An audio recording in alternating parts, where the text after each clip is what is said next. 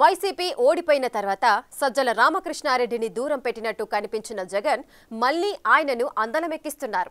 ఇక నుంచి పార్టీకి దిశానిర్దేశం చేసే బాధ్యత సజ్జల భుజాలపై పెట్టారు మాజీ సీఎం. జగన్ తాజాగా నియమించిన పార్టీ పొలిటికల్ అడ్వైజరీ కమిటీ కన్వీనర్గా సజ్జలను నియమించడంతో పార్టీలో ఆయన ప్రాధాన్యతను మరింత పెంచినట్లయింది.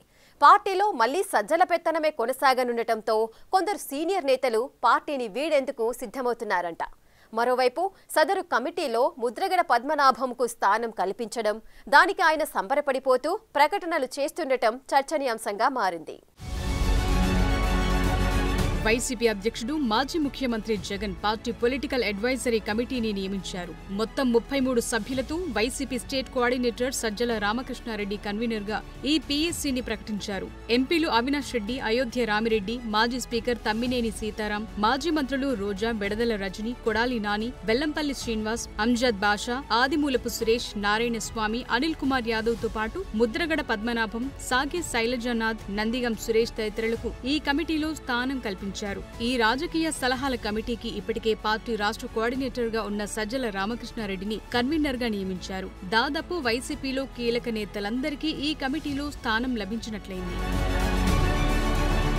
వైసీపీ అధికారంలో ఉన్నప్పుడు సజ్జల రామకృష్ణారెడ్డి ఆ పార్టీ ప్రధాన కార్యదర్శిగా, ప్రభుత్వ సలహాదారుగా అన్ని తానే జగన్ ప్రభుత్వాన్ని నడిపించారు. ఆయనిచ్చిన స్క్రిప్ట్ పట్టుకుని చంద్రబాబు నాయుడు, పవన్ కళ్యాణ్, నారా లోకేష్లపై వైసీపీ నేతలు చెలరేగిపోయేవారు. ఆయన కుమారుడు సజ్జల భార్గవరెడ్డి వైసీపీ సోషల్ మీడియాలో తన ప్రెస్ మీట్లను వైరల్ చేసేవారని పోసాని కృష్ణమురళి స్వయంగా పోలీసు విచారణలో వెల్లడించారు. అంటే ప్రత్యర్థులపై దాడుల నుంచి పార్టీ వ్యవహారాలన్నీ ఎలా డీల్ చేయాలనే విషయం వరకు అన్ని సజ్జల రామకృష్ణారెడ్డి స్వయంగా చూసుకునేవారన్నమాట. వైసీపీని వీడిన కోటంరెడ్డి, విజయసాయిరెడ్డి నుండి మొన్న పోసాని వరకు అందరూ ఇదే విషయాన్ని స్పష్టం చేశారు. సజ్జల రామకృష్ణారెడ్డి వంటి వారు శల్య సారథ్యం చేస్తూ జగన్ను ముంచేస్తున్నారని వైసీపీ శ్రేణులు అభిప్రాయపడుతుంటాయి. గత ఎన్నికల్లో టికెట్ల పంపిణీ సమయంలో కూడా పలువురు నేతలు జగన్ కోటరి అంటూ సజ్జలను టార్గెట్ చేశారు. అయితే వైసీపీ ఘోర పరాజయం పాలైన తరువాత కూడా జగన్ మేల్కోలేదన్న అభిప్రాయం వ్యక్తమవుతోంది. ఓటమి తరువాత జగన్ సజ్జలను పక్కన పెట్టినట్లు కనిపించారు. అయితే విజయసాయిరెడ్డి వంటి ముఖ్య నేత పార్టీని వీడి వెళ్లిపోవటం సజ్జలకు బాగా కలిసి వచ్చిందంటున్నారు. జగన్ ముఖ్యమంత్రిగా ఉన్నప్పుడు ఒక్కొక్కరికి లక్షల చొప్పున ప్రభుత్వ సొమ్ము జీతభత్యాలుగా చెల్లిస్తూ 50 మందికి పైగా సలహాదారులను నియమించుకున్నారు. ఇప్పుడంతా సీన్ లేకపోవడంతో 33 మంది సీనియర్ నేతలతో ఓ రాజకీయ సలహా కమిటీని ఏర్పాటు చేసుకున్నారట. దానికి సజ్జల రామకృష్ణారెడ్డిని సమన్వయకర్తగా నియమించారు. అంటే పార్టీలో ఇప్పటికే స్టేట్ కోఆర్డినేటర్ గా ఉన్న సజ్జల పెత్తనం మొదలైనట్లే అంటున్నారు. ఇలాంటి పరిస్థితుల్లో తమకు రాజకీయ భవిష్యత్తుండదని మెజార్టీ నేతలు భావిస్తున్నారట.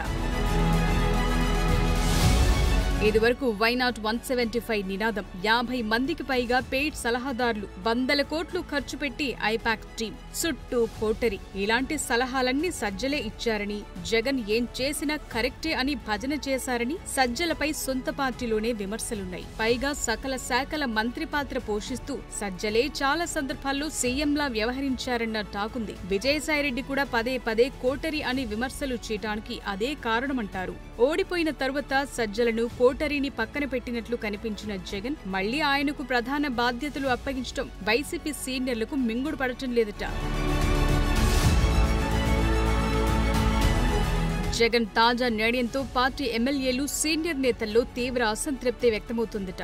జగన్ లో మార్పు వచ్చింది, కోటరీని దూరం పెడుతున్నారని భావించే లోపే మళ్లీ పాత బ్యాచ్ అందరికీ పగ్గాలు అప్పగిస్తుండటంతో నిలకడలేని నిర్ణయాలు తీసుకుంటున్న జగన్ పార్టీలో ఉండటం కంటే ఆ పార్టీని వీడటమే మేలని మెజార్టీ నేతలు భావిస్తున్నారట. పొలిటికల్ అడ్వైజరీ కమిటీకి మరో అంశం కూడా చర్చనీయాంశంగా మారిందిప్పుడు. ఆ 33 మంది కమిటీలో ముద్రగడ పద్మనాభానికి కూడా చోటు దక్కింది. ఇంతకీ ఈ వైసీపీ రాజకీయ వ్యవహారాల కమిటీ పనేంటి అంటే రాష్ట్ర రాజకీయ పరిస్థితులపై చర్చించి జగన్ కు అవసరమైన సలహాలు ఇవ్వటం. ఆ 33 మంది సభ్యుల కమిటీలో తనను ఒకరిగా చేర్చినందుకు ముద్రగడ తన జన్మ ధన్యమైపోయినట్లు ఆనందపడిపోతున్నారు. వాస్తవానికి వైసీపీలో నిర్ణయాలన్నీ జగనే తీసుకుంటారని, కోటరీ చెప్పే సలహాలు కూడా నచ్చితేనే స్వీకరిస్తారన్న సంగతి పెద్ద రహస్యమేమీ కాదు. అందుకే ఇప్పుడు ప్రకటించిన పీఎస్సీ పాత్ర నామ్కే వాస్తే అన్న విషయం ఆ పార్టీ వర్గాలే చెప్తున్నాయి. అటు అటువంటి నామ్కే వాస్తే కమిటీలో ఓ సభ్యుడిగా తనను చేర్చినందుకే బ్రహ్మానందపడిపోతున్నారు Mudragada.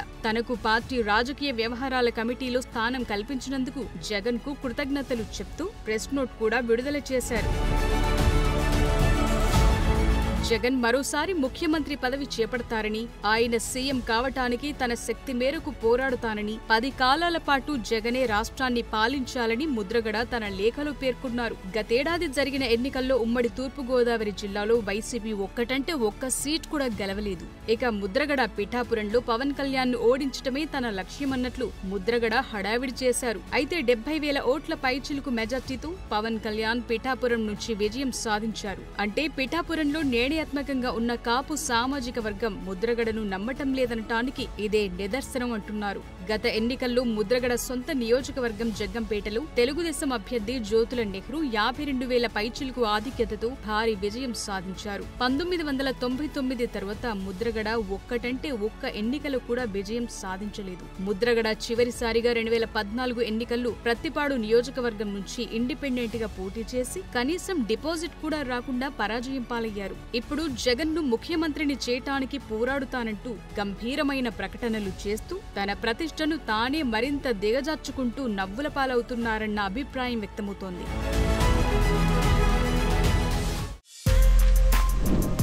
For more videos like this, subscribe Big TV channel.